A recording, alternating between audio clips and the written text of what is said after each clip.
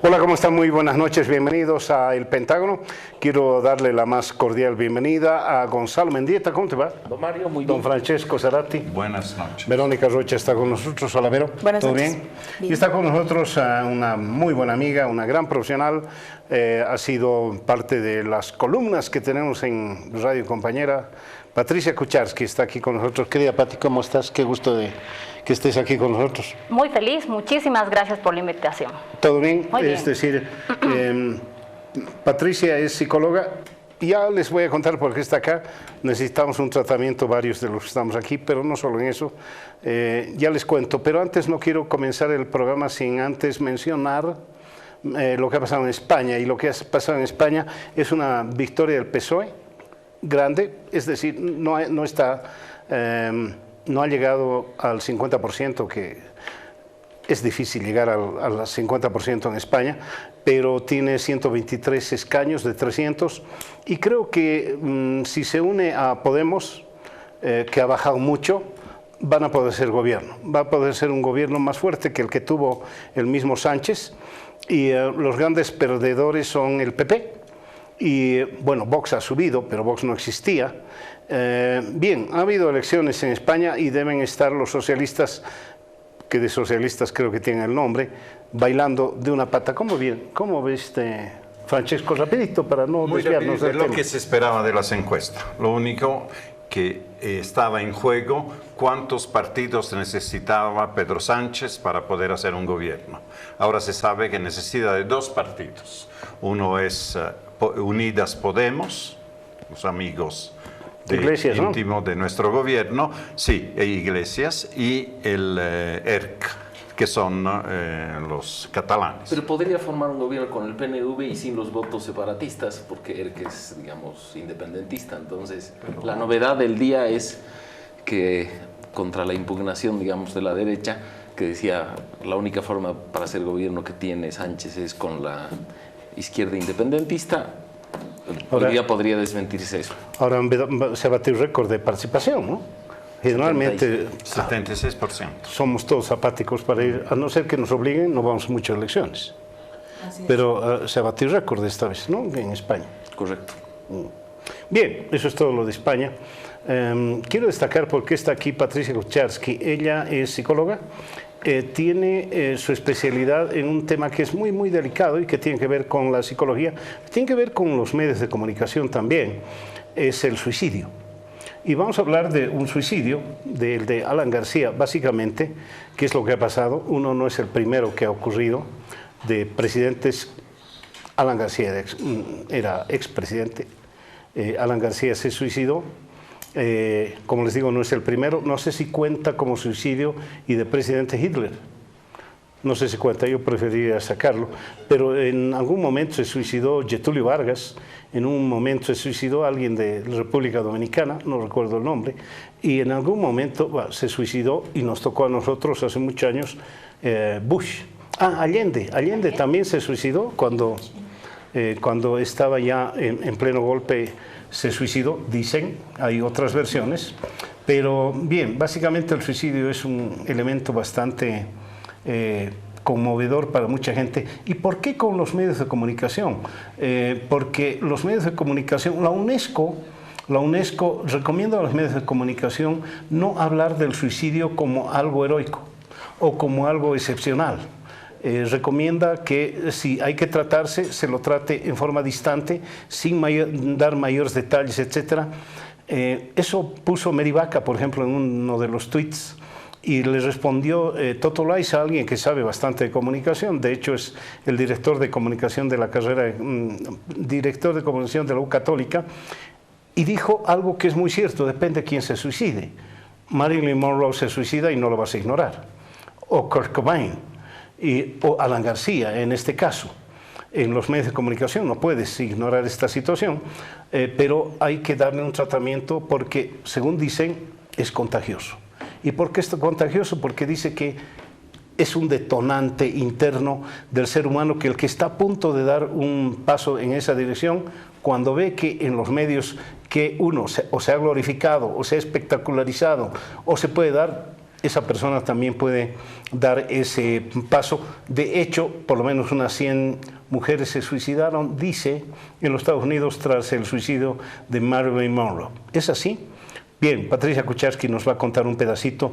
Uno, su especialidad, y dos, ella es la directora de... ¿Ay? ¿Directora de qué? ¿Qué es tu...? Del Observatorio contra la Depresión y el Suicidio de Bolivia. Ajá, ¿hay un observatorio? Exactamente. ¿Quiénes lo componen? Tenemos un equipo multidisciplinario de psicólogos, psiquiatras, trabajadores sociales que estamos enfocados en promover lo que es la prevención del suicidio y ver el suicidio desmitificado, ¿no? Verlo como un problema de salud pública. Algo así como centro de atención al suicidio, pero sin número de teléfono. No, exacto, tenemos un número en realidad, ¿no? Y hacemos atenciones en crisis, si es que se lo da, y eso no implica ningún costo, ¿no? Vemos que una vez al mes tenemos noticias relacionadas a un suicidio en Bolivia, ¿no? Hace no mucho, un intento de suicidio en el Puente de las Américas, y eso nos llama un poquito a la reflexión. ¿Qué está pasando en nuestra sociedad? Carecemos de políticas preventivas en cuanto a salud mental, y el tema de Alan García, pues, nos convoca un poquito a abrir este espacio, ¿sí?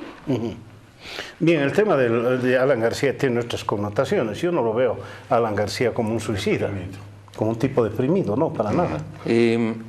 Yo quisiera aportar elementos en esa línea, porque el 6 de diciembre del 2006 ya era presidente de nuevo Alan García, y en los famosos Wikileaks el embajador de Estados Unidos en el Perú manda un mensaje reservado, y en el que dice, voy a leer partes escogidas.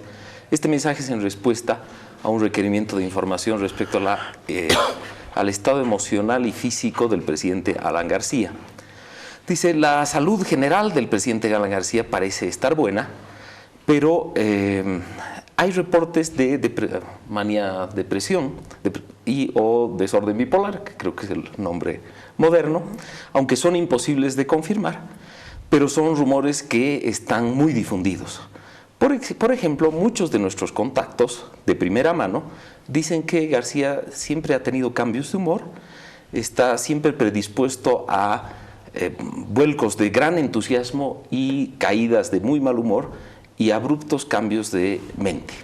Y después habla de sus cambios de humor y de que al finalizar su primera presidencia habría caído en una depresión según sus allegados.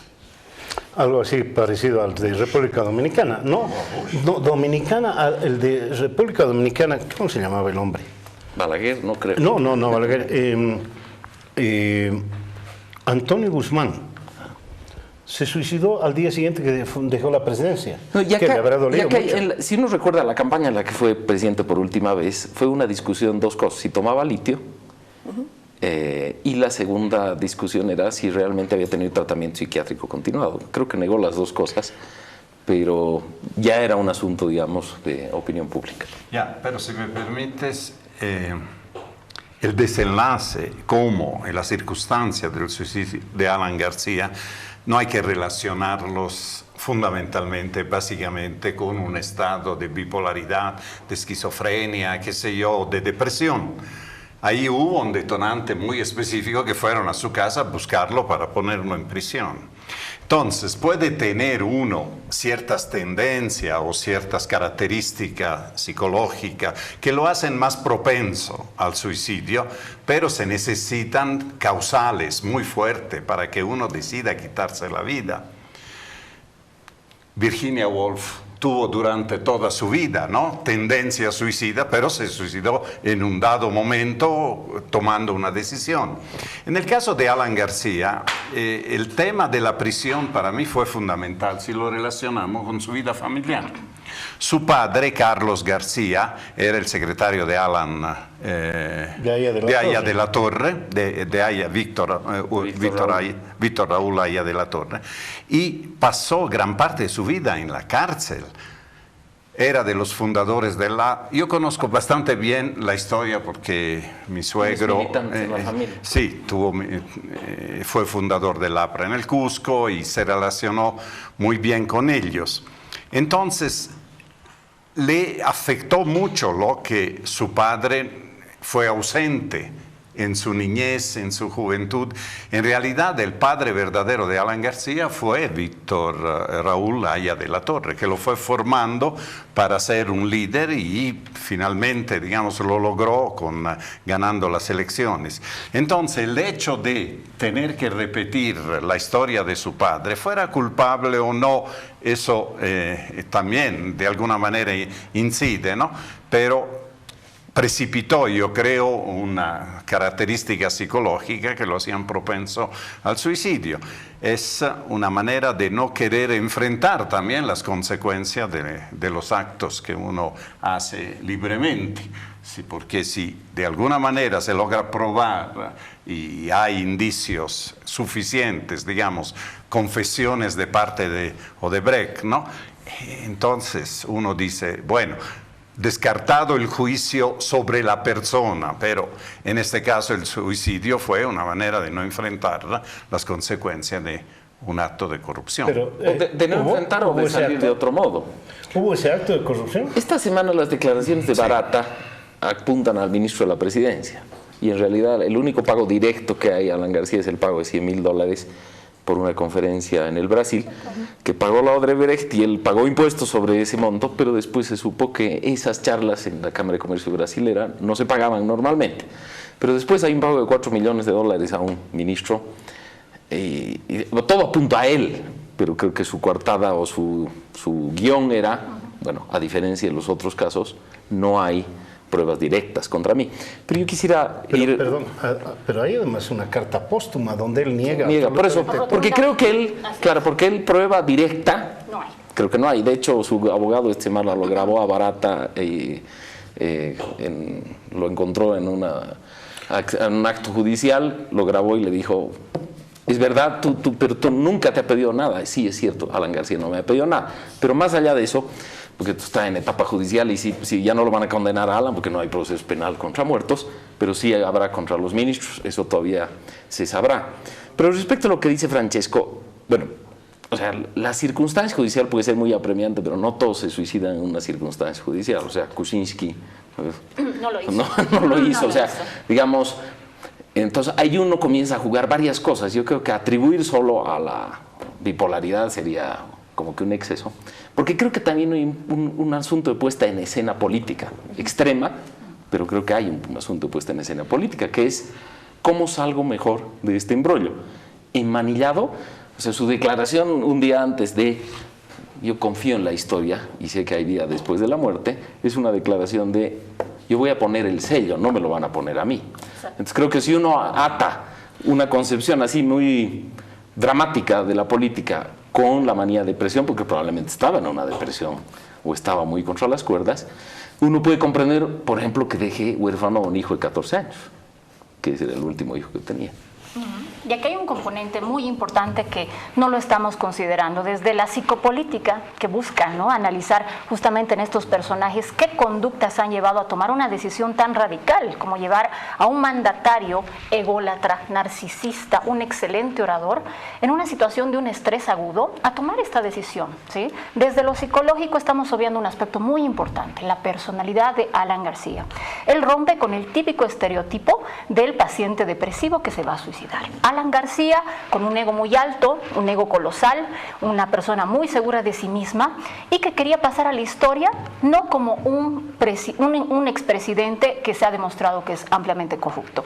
Él, si han leído su carta póstuma, dedica su cadáver a sus enemigos, ¿no? Yo gané con este acto, es un acto para mí honorífico, no me voy a prestar, mi narcisismo y mi orgullo narcisista no se va a prestar a que mis enemigos vean mi cadáver o que me vean años confinado en la cárcel, como ha sucedido con muchos expresidentes del Perú. Entonces, es evidente, los antecedentes psiquiátricos han demostrado, sí, efectivamente, y su entorno lo ha corroborado, y él lo ha admitido en alguna ocasión, que tenía un trastorno psiquiátrico de bipolaridad, es decir, cambios bruscos entre etapas maníacas, extrovertidas, muy inteligente, muy locuaz, pero también después de esa crisis económica se ha sumido en cuadros depresivos. Ese es un factor previo, ¿sí? Sumado a una personalidad narcisista que no se iba a permitir, ¿no?, denigrarse, pasar esa indignidad en la cárcel, y sumado por último al estrés, ¿no?, de la persecución judicial, el estrés político, el acoso mediático, ha llevado a Alan García, yo creo desde un punto de vista impulsivo, a ese día en su domicilio tomar el arma y acabar con su vida, ¿no? Yo creo que parto de la idea de que es correcta la lectura que un poco plantea Gonzalo, que tiene que ver con que son varios elementos, y además creo y añado que son varios elementos, pero además pensados a largo plazo y masticados durante toda una vida, diría yo. Revisando datos para el programa de hoy, me encontré con el dato de que más o menos entre el 84 y el 86, cuando había elecciones en Perú, Jaime Bailey, el periodista, le hace una pregunta a Alan García. Y además, ustedes lo pueden verificar en una columna que publica en Infobae hace unos días, despidiéndose Jaime Bailey de Alan García, le dice: yo tenía premeditado hacerle esa pregunta una semana antes de la votación electoral. Y le preguntó si tenía un cuadro psicológico, clínico, y si había sido medicado por el sueño. Después narra Jaime Bailey que cuando sale, Alan García le responde y le dice: considero una falta de respeto su respuesta, no la voy a responder. Y después Jaime Bailey señala que él era muy joven, 84, 86, que tuvo muchos problemas propios del poder y el periodismo, y que tuvo que jugárselas de varias maneras para seguir ejerciendo, ¿no? Pero estamos hablando de hace 3 décadas en los que ya se ponía sobre la mesa este tema que Gonzalo bien ha señalado que salía en un Wikileaks.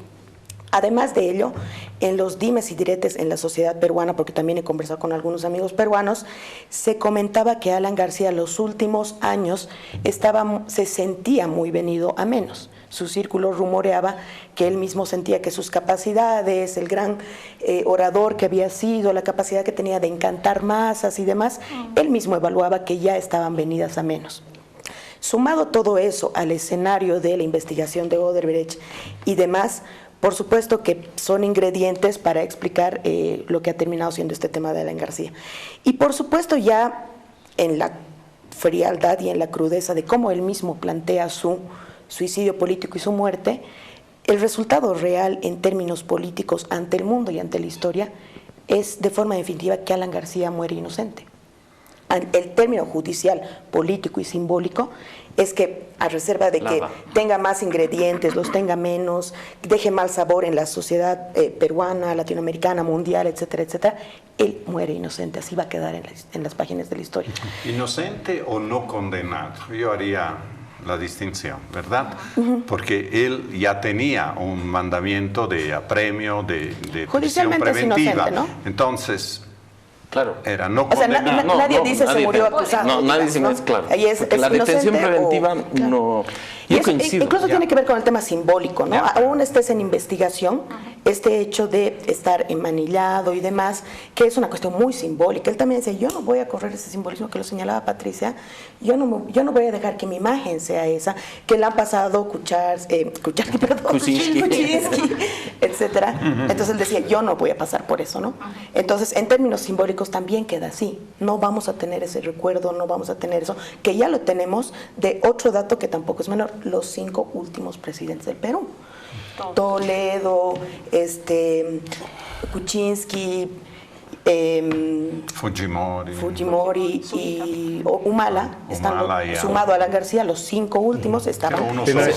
Se salvó Paniagua, pero Toledo fuera, digamos, porque era boliviano. Pero ese es un fenómeno que está ocurriendo en muchos lugares. No solía ocurrir esta situación. Y esa es la segunda parte quizás de esto, de análisis de qué es lo que pasó con Alan García, y tiene que ver definitivamente qué es lo que está pasando con la corrupción en nuestro país, no en nuestro país, en nuestra región, no en nuestra región, en el mundo. Mucha corrupción, impunidad, y ya ha dejado de ser impune la situación, demasiados precedentes. Pero yo creo que hay un elemento adicional propio latinoamericano, que es que el financiamiento de la política es en negro. O sea, el problema es que como, primero, nuestras sociedades castigan a la política y a los políticos y no están dispuestas a, digamos, volver a un financiamiento más o menos holgado.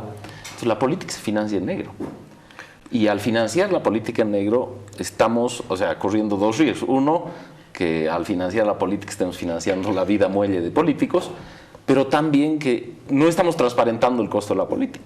Ahora, te digo una cosa, yo en 1983 lo conocí a Alan García y lo entrevisté a bordo de un avión ruso, un Ilyushin. Estábamos yendo de Lima hasta Corea del Norte. Y en Corea del Norte lo recibieron como jefe de Estado, todavía no era el presidente, y lo entrevisté, me cautivó el hombre, tenía una gran personalidad. Y lo que me decían los periodistas peruanos es que en Corea del Norte lo recibieron así porque iban a abrir una oficina de Corea del Norte en Lima y que había la sospecha ya de que los coreanos del norte habían puesto algunos chelines ahí en la campaña de Alan García.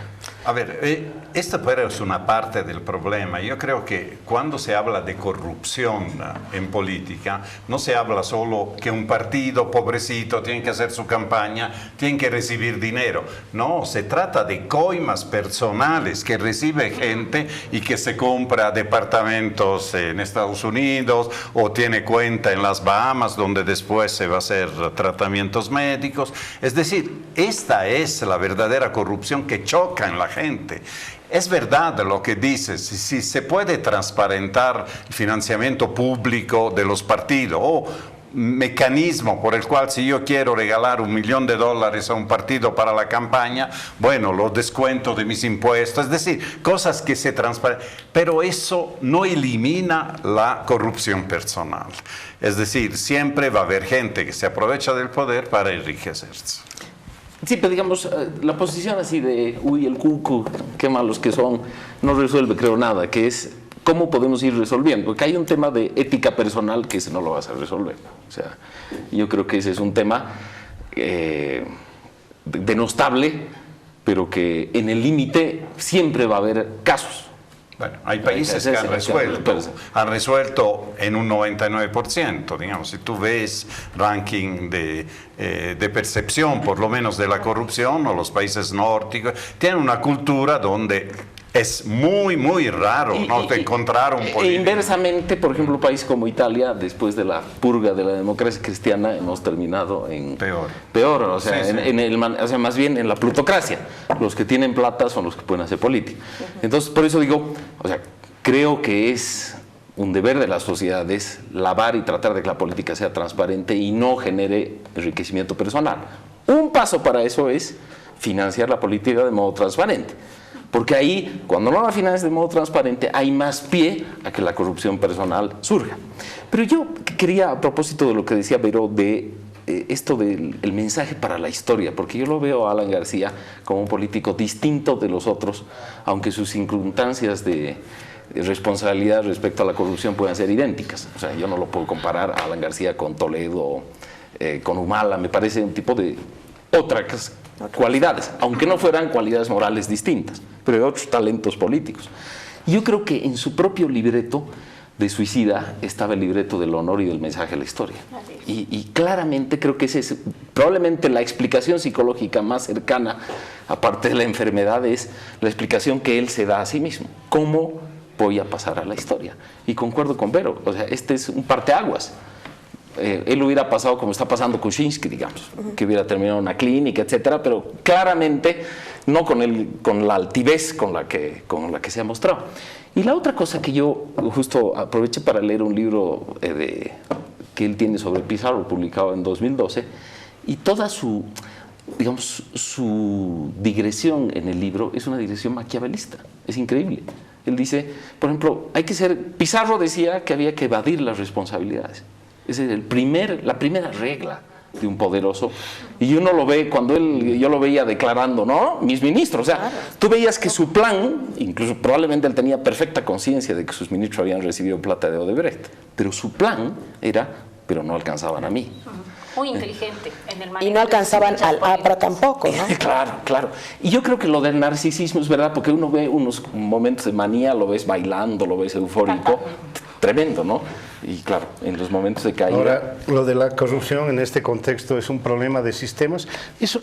Lo de suicidarse es un problema individual, es un asunto del honor en el marco, si estuviéramos en el Japón medieval, no sé si ya existe todavía eso, estarían los la gente que kamikaze se llaman, ¿no? Los kamikaze. o los que se harakiri, ¿no? Que eran los soldados japoneses por el honor, que se ¿no? autoinmolaban por el emperador. Exacto. ¿No? ¿Ese es Alan García? Bueno, desde el punto de vista de sus seguidores y fanáticos, ven este acto de autoinmolación como un acto honorífico. Él pasó a la historia sin ser juzgado como un expresidente corrupto. Pero desde la otra óptica, muchos pueden ver que este acto más bien es la confirmación de que él era culpable, ¿sí? Pero esto tiene mucha coherencia con esa estructura de personalidad. Hay mucho simbolismo en decir, bueno, yo no me voy a prestar a que vean mis últimos días en la cárcel. Y bueno, pasando a un análisis un poco macro, más allá de las características individuales, el componente maníaco-depresivo, personalidad narcisista o el estrés pronto a su aprehensión, considero que el tema de la corrupción tiene que ver mucho con aspectos culturales, ¿no? ¿Por qué Odebrecht ha expandido sus garras en Latinoamérica y, bueno, ha alcanzado a presidentes, expresidentes, empresarios? Es decir, ¿cuál es la susceptibilidad a nivel macro en nuestra región que hace que culturalmente estemos más predispuestos a la corrupción? Pero incluso países que Pero uno incluso diría, tengo que ir a un corte. oh, ¿Está bien? justo. Siempre te corto Siempre en el estaba mejor en el momento. mejor momento. Es que producción me está diciendo, o te cortan o te cortamos. Bueno, o cortamos. ¿qué vamos a hacer? Prefiero ir a un corte en este instante y luego seguimos. Bien, gracias. Seguimos en el Pentágono. Le corté abruptamente la palabra a Gonzalo Mendieta y no se la voy a dar ahora. No, mi pregunta era muy clara, ¿no? ¿Qué está pasando en este contexto de si es, qué tipo de acto es este de Alan García? Y te interrumpí, ¿o no era eso lo que estaba? Ya no sé por qué senda iba, pero me acuerdo que era buena. No, lo que yo digo es, como hablábamos en el corte, claramente él se conceptuaba como, yo creo que en un pensamiento que probablemente es un pensamiento más frecuente en la clase política, por lo menos latinoamericana, de lo que estamos dispuestos a aceptar, que es los políticos nos regimos por otras reglas. Valores. Y probablemente o sea, las reglas del poder son reglas distintas, tienen su simbología, tenemos nuestra categoría distinta y si soy más exitoso, soy más líder, con mayor razón, y por lo tanto no estoy dispuesto a jugar por las reglas de la masa. Por ejemplo, en su libro explícitamente Alan García dice, bueno, como Maquiavelo y Pizarro pensaban, el pueblo es lleno de niños, piensan como niños, viven de fantasías como niños.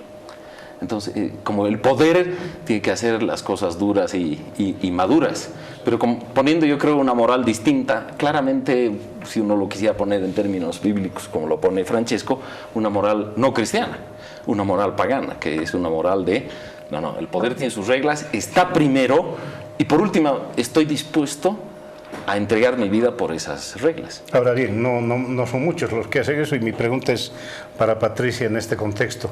¿El suicida o el potencial suicida o el que hace intento de suicida es un caballero, una señorita, un señor que tiene un desorden psicológico necesariamente? No. ¿No interviene el honor por ahí?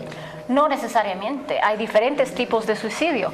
Un tercio está movido por trastornos psiquiátricos, depresión endógena, bipolaridad. Otro tercio está movido por personas, ¿no?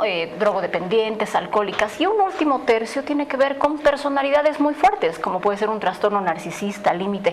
Yo creo que Alan García no tenía una enfermedad psiquiátrica pronunciada, pero no es necesario estar, ¿no? Absolutamente enajenado para cometer el acto del suicidio. ¿Y la genética en de los suicidas cuánto influye? Bueno, en este Bueno, ¿no? tercio influye mucho porque personas que tienen un bajo nivel de serotonina, ¿sí? Generan este síndrome que predispone a que puedan tener ideación suicida y llegar al acto, ¿sí? Pero hay suicidios honoríficos, claro que sí. De hecho, hay antidepresivos que hacen que estos neurotransmisores se equilibren y la persona pueda abstenerse de cometer este acto. Pero hay otro tipo de suicidios honoríficos, suicidios donde una persona está completamente en sus cabales y después de hacer un análisis de su coyuntura decide tomar este paso, ¿sí? Entonces no tenemos que etiquetar de que todo suicida es un enfermo mental. Analicemos los casos de Japón, ¿no? Donde kamikazes, ¿no? O el famoso harakiri, como un acto honorífico, son personas que deciden, ¿no? Por respeto a los valores culturales, poner fin de un modo digno, ¿no? ¿Te recuerdas Dos disparos al amanecer? ¿Qué decía Robert Brockman de Bush? Era un maníaco depresivo. Había intentado varias veces suicidarse. Y de hecho parece que hay un incidente de su propio padre, ¿no? Sí, hay algo genético. Hemingway, Pablo Bush. Hemingway, el suicidio de Hemingway fue relacionado con tendencias y suicidios dentro de su familia, el mismo Van Gogh. Y la verdad que hay variedades de causas, pero si analizamos el suicidio en sí, no lo suicida, yo no doy ningún juicio moral sobre el suicida, no puedo decir siempre hay razones profundas, hay gente que se ha suicidado para liberarse de opresiones, de gente que lo tenía esclavizado, por ejemplo. Pero el suicidio en sí, como acto, es algo que en la ética cristiana, pero creo en la ética religiosa, en el Islam también es un pecado, en el judaísmo también. Perdona, el Islam no habla de matar al infiel y luego encontrarse con 77 vírgenes? No, ese es el martirio, es muy diferente del suicidio. El martirio es estar dispuesto a dar tu vida por la causa correcta del Islam, pero el suicidio en sí, como acto de quitarse la vida, es un acto contra la vida. Es decir, si tú renuncias a la vida, si tú descartas la vida, bueno, esto... Cuando nosotros defendemos la naturaleza, hablamos de biocidio y no podemos justificar suicidios. Eso no es un juicio moral, repito, sobre el suicida. Le quería dar una pequeña anécdota. En la Biblia hay varios casos de suicidio, ¿no? Bueno, Judas, por ejemplo, pero es el lado negativo, pero del lado no tan negativo, mixto, el rey Saúl, que pierde la batalla para no caer en manos de los enemigos. Y hay un caso muy chistoso de un tal Abimelech, ¿no? Que le llega una rueda de molino lanzada por una mujer. Si hubiese sido de un hombre, posiblemente el tipo seguía luchando, herido, lo que sea. Pero por la vergüenza de tener que morir por mano de una mujer, a su escudero le dijo que lo pasara con la espada.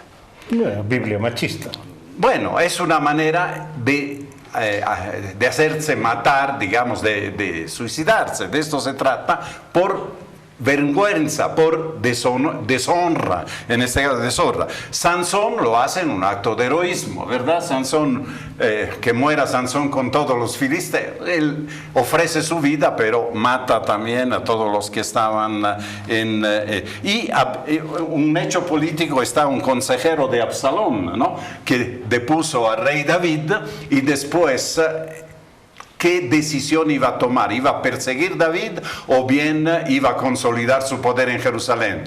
El consejero correcto desde el punto de vista político, que se llama Abitofel, le dice, tienes que perseguirlo, eliminarlo. Pero otro consejero que trabajaba para David le dijo, no, déjalo, que ya es perdido, no cuenta nada. Y por la vergüenza de haber sido rechazado, Abitofel se quita la vida.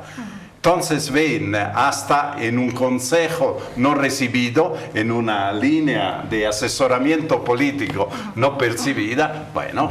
Yo quisiera hacer solo es decir, no solo es la literatura fantástica que nos cita Francesco con todo entusiasmo. Fantástica. No, histórica, son fantástica. crónicas. Perdóname, de la sigue monarquía. siendo fantástica. Está Romeo y Julieta, ¿no? También, para seguir en la línea de Francesco. Siguiendo esa línea, pero yendo a casos reales. Allende, Hitler, que son suicidios sumados al poder, a una posición elevada donde en un punto de acorralamiento frente al enemigo y movidos por su ego y no quedar mal frente a la historia, estos mandatarios han decidido tomar esta decisión. Yo quería agregar una cosa sobre la reflexión religiosa de Francesco.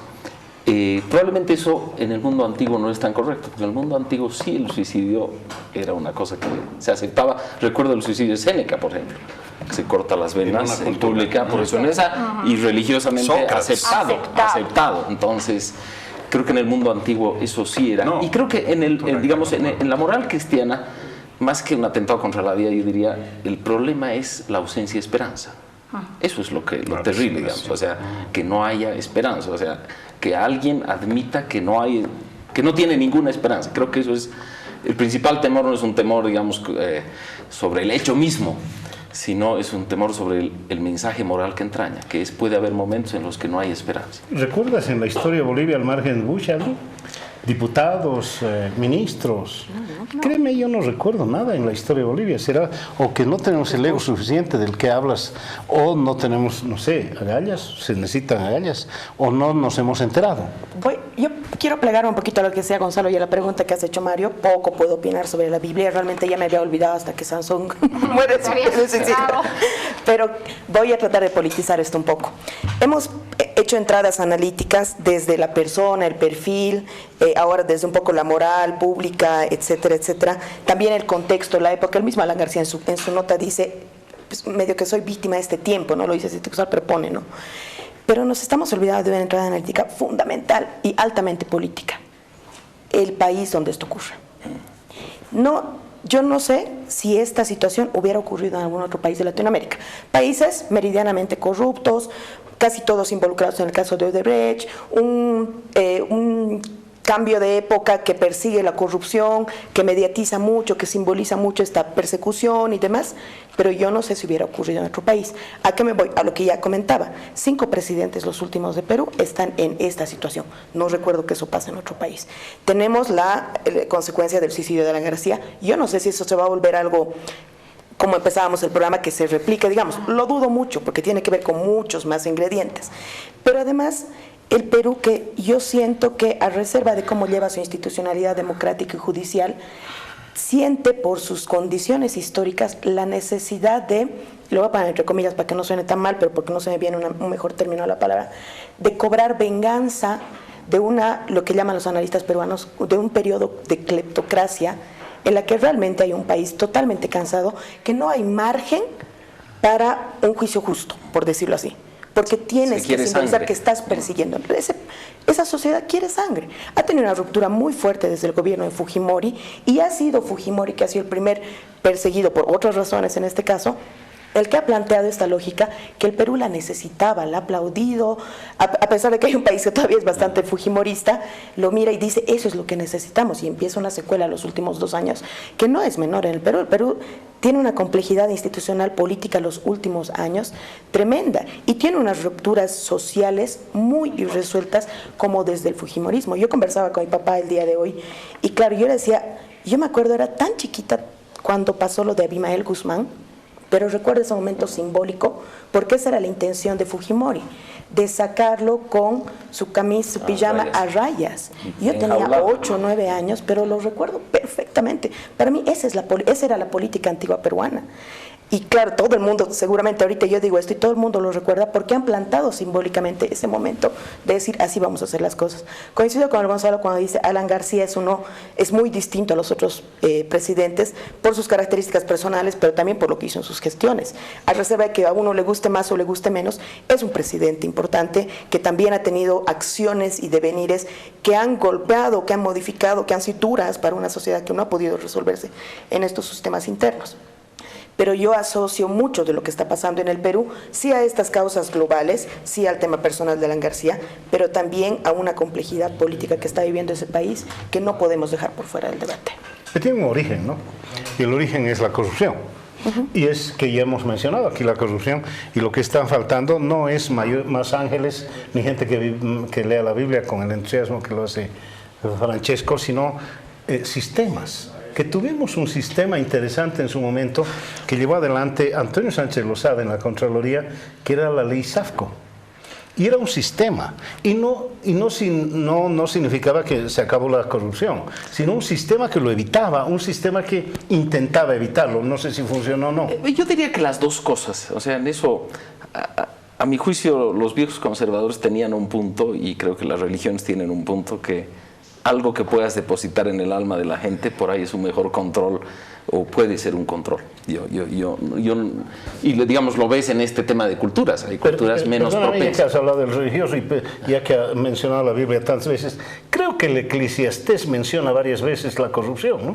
Sí.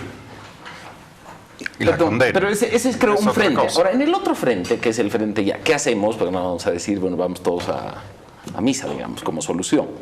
Yo creo que la solución del frente, una que me parece clave, es la que decía.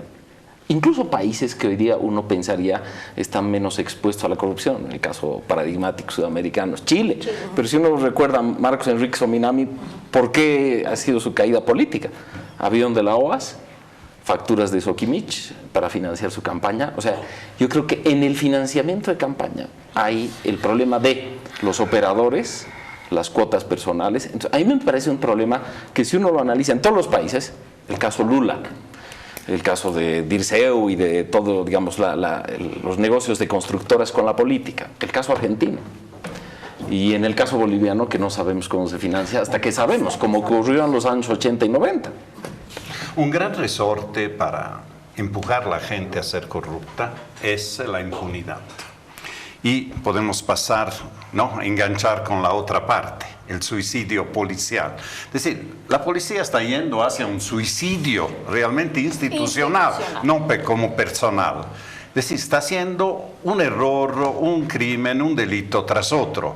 Y no es solo cuestión de normas. Podemos hacer una buena ley, pero si uno sabe que tiene impunidad, que tiene cobertura, un comandante que está en una plaza tan complicada desde el punto de vista del crimen organizado internacional como Santa Cruz durante 4 años y nadie lo remueve, y en 4 años han pasado como 8 comandantes de la policía o más, comandante general, pero ese comandante nadie lo toca. ¿Me van a hacer creer que el tipo ha actuado solo?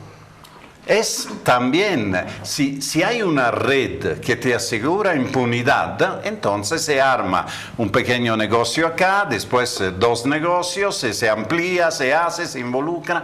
¿Hasta dónde puede llegar? Hoy hay la denuncia del ministro Romero, que se ha despertado el ministro Romero diciendo que estos audios han sido pasados por ex comandante para dañar, ¿no?, como si fuera dañar la imagen de la policía. ¿Pero qué dañar? Y segundo, hay que agradecerle que saquen estas cosas, porque gracias a esto hay 2 policías comprobadamente, hasta ahora por lo menos hay indicios por demás, ¿no?, desde las Bahamas, a las narcofotos, etc., que están en la cárcel.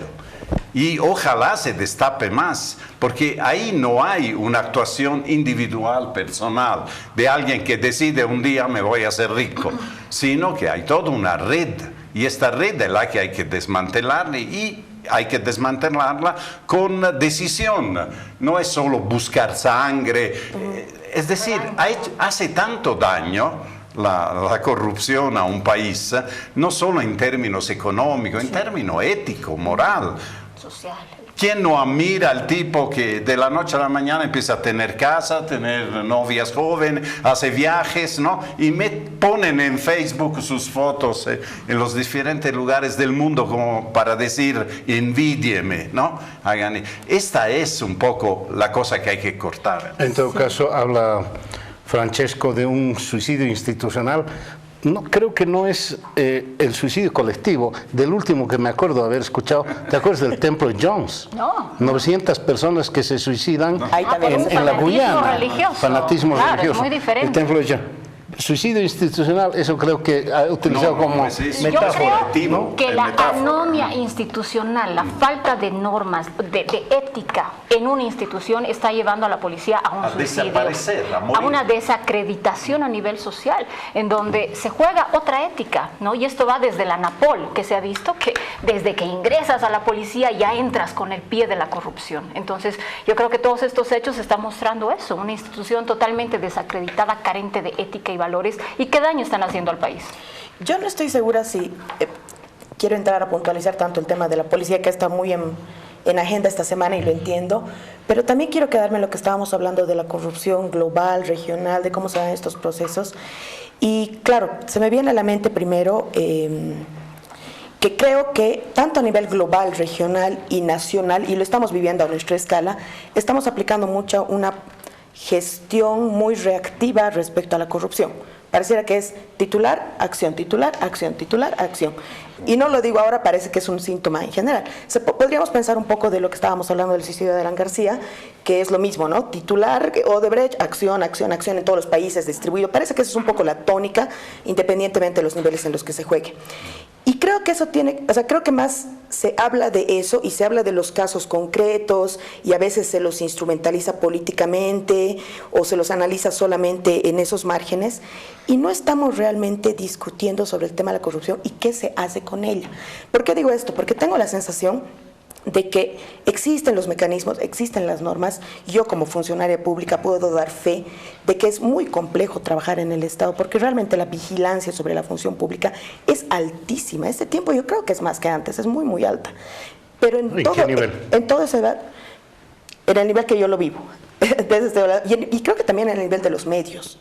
Creo que los medios tienen una vigilancia continua, que a veces se les escapan algunos niveles intermedios, como lo que hemos visto después de Cáceres, porque estudian más otros, investigan, hacen periodismo de investigación más sobre otros cargos y demás. Pero, a ver, lo que quiero decir es que, a pesar de que se hacen esas investigaciones, y está bien porque es correcto, es plata del Estado, es plata de los y las bolivianas, y hay que poner todos esos mecanismos, no digo que no estoy de acuerdo, solo digo que mi percepción es que es bastante alta, también tenemos que empezar a poner sobre la mesa si vamos a tener mecanismos de vigilancia para los sectores privados. Lo estábamos conversando en el Pentágono hace 2 programas, con el caso de la curva de Holguín y demás. Realmente, ¿hasta cuándo vamos a poner la integralidad de la sociedad sobre la lupa y darnos cuenta un poco y sacarnos los prejuicios morales de que nuestra política funciona así? No solo la nuestra, sino la latinoamericana. ¿Y a qué me voy con esto? A pensar en sociedades e instituciones políticas y democráticas como Estados Unidos. La gente en general no tiene la percepción de que en Estados Unidos hay corrupción, pero eso tiene que ver con muchas cosas, con que el lobby está institucionalizado. El Franklin Pareja, discutiendo este tema del Alan García, lo decía hace una semana. Decía, lo que pasa es que a mí me decían, cuando yo preguntaba si había corrupción en Estados Unidos, me respondían que no, porque estaba institucionalizada a través del lobby. El Marcelo Arequipa en algún momento escribió una columna que decía la necesidad de una ley de lobby. A mí esas perspectivas de análisis me parecen interesantes porque dan vuelco de tuerca para realmente poner sobre la mesa nuevas soluciones sobre temas que llevamos décadas, gobiernos. Hay que empezar a conversar de esas cosas, porque es un poco sacarnos también los prejuicios de que todo está ahí en el gobierno que entra, digamos, porque son temas más complejos que tienen que ver con nuestro comportamiento en general como Yo creo que hay un problema grave, que es que estos temas hondos solo los miramos y nos pronunciamos por clamor público. Así que con el escándalo de la policía en el gobierno de Tuto Quiroga por el asalto de Prosegur, ¿no es cierto? Yo lo he escuchado a una declaración al expresidente Quiroga decir que los propios policías que estaban ahí junto con él en Palacio, algunos comandantes que después fueron presos, no querían que nadie más vaya a resolver el asunto, porque sabían que había gente metida. ¿Cuánto tiempo es de eso? ¿18 años? Entonces yo creo que este problema de que solo miramos lo que los medios nos traducen impide algunas decisiones más hondas, porque es, ¿qué ministro va a asumir la reforma de la policía? Él, frente a la elección de convivir, digamos, para que la policía funcione más o menos como quieres y tu gestión más o menos funcione también, sin un acuerdo político hondo de toda la sociedad. O sea, yo creo que estas reformas a fondo no se pueden hacer. Y a mí me parece que el propio gobierno, por ejemplo, en estos temas grandes se dispara en el pie, porque claro, es difícil decirle a la sociedad o a la clase política en unas circunstancias como esta, haremos un acuerdo para resolver estas cosas. Pero yo creo que de acá a 3 meses probablemente, si esto no se ahonda más, nos vamos a olvidar del tema, pero el tema va a seguir, como ha seguido los últimos 18 años. Pero universalizando el problema, tampoco vemos la realidad específica que tenemos en Bolivia. Muchas de las cosas últimas que pasan en la policía tienen que ver también con la contaminación política que ha tenido especialmente en este gobierno la policía, donde el último del curso, ¿no?, que normalmente era el que iba a la frontera, ahora va de comandante. ¿Por qué? Porque eso se queda con el poder y hace lo que le dice el poder. Entonces, cuando tú pones un sistema donde politizas una institución, ahí abres las puertas a la corrupción, porque ya ciertos valores que se supone tienen en la carrera policial los oficiales de mayor graduación, bueno, se diluyen en ese sentido. Entonces, hay que empezar de allá, recuperar las instituciones. Lo hemos dicho muchas veces en este programa. Una de las desgracias que nos va a dejar el gobierno de Evo Morales es la desinstitucionalización del país. Instituciones que no cumplen su rol, que no fiscalizan, que no hacen lo que le dice la Constitución. ¿Por qué? Porque están sometidas al poder. Yo coincido contigo en algunos casos. Por ejemplo, el Poder Judicial me parece que está en una hecatombe que yo como abogado no había visto, siendo el Poder Judicial en general malo. Pero en el caso de la policía, te pongo el ejemplo de Tuto Quiroga. ¿Qué hicieron los gobiernos posteriores respecto a esto que ya mostraba? Entonces, yo no estoy seguro que toda la desinstitucionalización pueda explicarse del mismo modo. En el caso de la policía, yo creo que no hay funcionario público capaz solo de asumir una reforma por los costos que eso representa. Claro. Y normalmente eso ha supuesto que manda al ministro de gobierno a alguien para que conviva como pueda con la policía. ¿Quién es el mejor ministro en teoría? El que convive. Lo que pasa es que ahora el plan de convivir está fallando, porque convivir ya parece que no es posible. Que se dio ya, que se ya dio con mira, te estoy hablando de 1829 con Velasco, que felicita y condecora a la policía por su gran actuación para apoyarlo a Vallivian. Es decir, ya se politiza en ese instante la policía. Yo utilicé en la radio un término que alguna gente ha dicho, es muy duro, tenemos tal policía para tal país. El país es así. ¿El país está al nivel de la policía que tenemos? Es parecido a cada pueblo merece el gobernante que tiene y cada pueblo merece las instituciones que tiene, porque es una manifestación de aspectos culturales. Pero bueno, eso sería lamentable porque como sociedad estaríamos admitiendo que estamos en una crisis moral, ética, que se manifiesta en los diferentes poderes, en el órgano judicial y obviamente la policía no está exenta de esto. Patricia, no sabes cómo te agradezco haber venido. Producción ya me está diciendo, se les acabó el tiempo. Berito, sí, querías decir algo, lo lamento. No espera, ya me están a punto de cortar. Gracias. Pati, no sabes cómo te agradezco. Espero que no sea la última. Claro que no. Doctor. Don Mario. Don Francesco, gracias. A nuestra productora por haber hecho posible este programa. Un abrazo para todos ustedes. Hasta el próximo domingo.